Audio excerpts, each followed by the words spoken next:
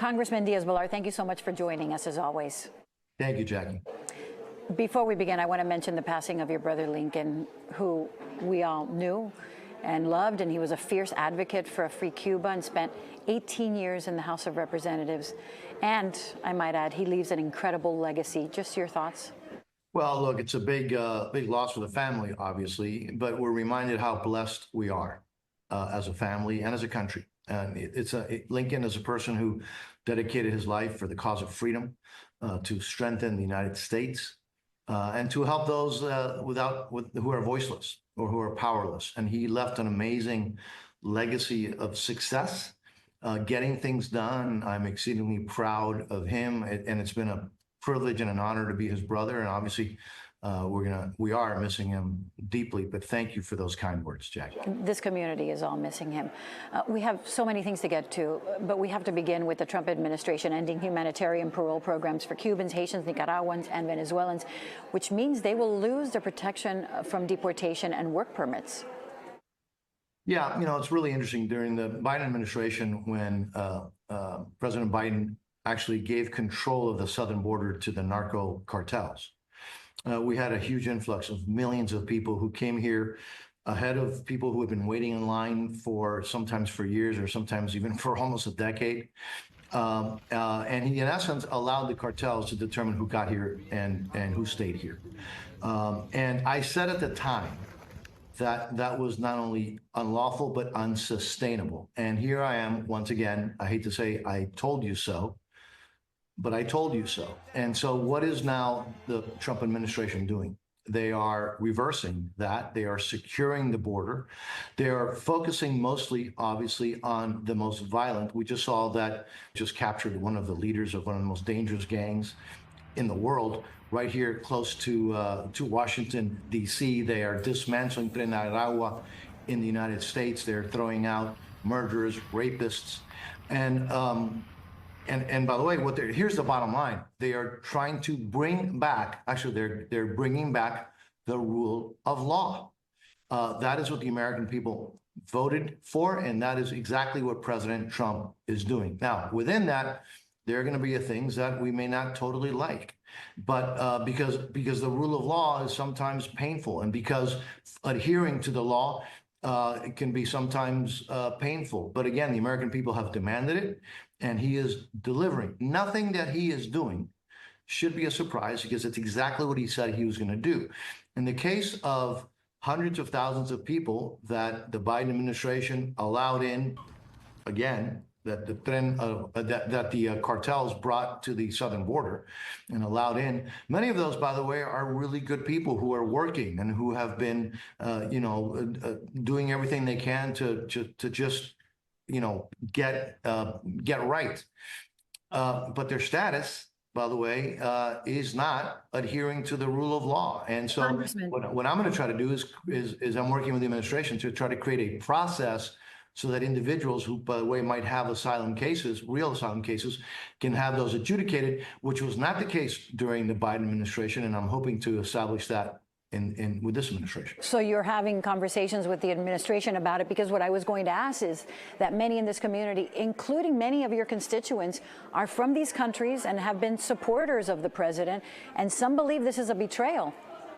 Well, I mean, it's not a betrayal because he's doing exactly what he said he's going to do. Now, I do think that folks who come from, for example, Nicaragua, Venezuela, Cuba, clearly have a better chance for legitimate claims for asylum.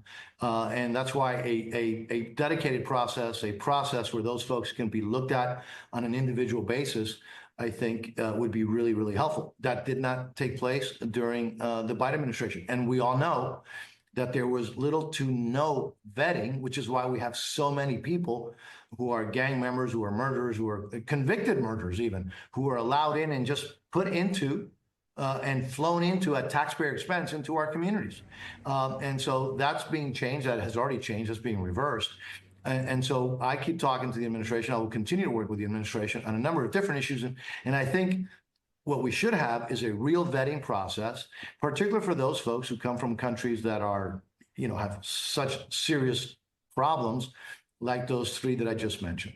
Okay, you mentioned Venezuela, and the administration has stated that countries that purchase oil and gas from Venezuela will pay a 25% tariff on any trade with the U.S. Now, they also extended a deadline for Chevron to wind down the operations in that country. This is something that you support? Absolutely. Biden did everything to solidify, to help, to even fund the Maduro dictatorship, like he did the same thing with the dictatorship in Havana. And so all of those things have been reversed already. You got to remember that this president has been in the White House for what, 3 months, less than 3 months? He's already reversed all of those. The U.S. under Biden became the #1 purchaser of Maduro's oil, the #1 purchaser. We were, in essence, financing the repression in Venezuela. That's been reversed. And again, as you see now, secondary sanctions and pressure to not only those regimes, but those who are helping those regimes. And I'm exceedingly grateful to this administration for doing what is right for the national security interests of the United States, and also what is right for the cause of freedom in this hemisphere. You are, of course, Cuban American. And we have to talk about TV and Radio Martí, which has lost funding. And we all know, but for the purpose of our viewers, they've been in business for 4 decades. They are the U.S. federally funded news outlet aimed at communist Cuba, and they have been a victim of DOJ. Although the last reports from there are that some employees are back in the office. First, can you tell us what is going on with that? Yeah, no, it's back on the air. And all of the federal employees have been brought back. And so was that reversed? Yes. And by the way, I even saw some press reports kind of criticizing me for, how come Diaz-Balart's not flipping out about that? Because I've been saying, everybody, take a deep breath. This is a long process. And I said it then, and now I can prove it again. I said that the broadcast will continue. I've single-handedly have kept the funding alive for that institution during the Biden administration and during the Obama administration that, frankly, they wanted to eliminate it. Now, can it be done more efficiently? Absolutely.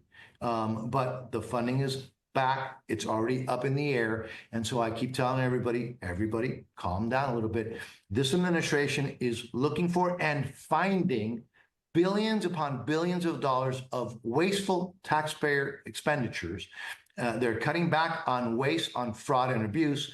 And there's waste, fraud, and abuse, frankly, pretty much in every agency, every federal department.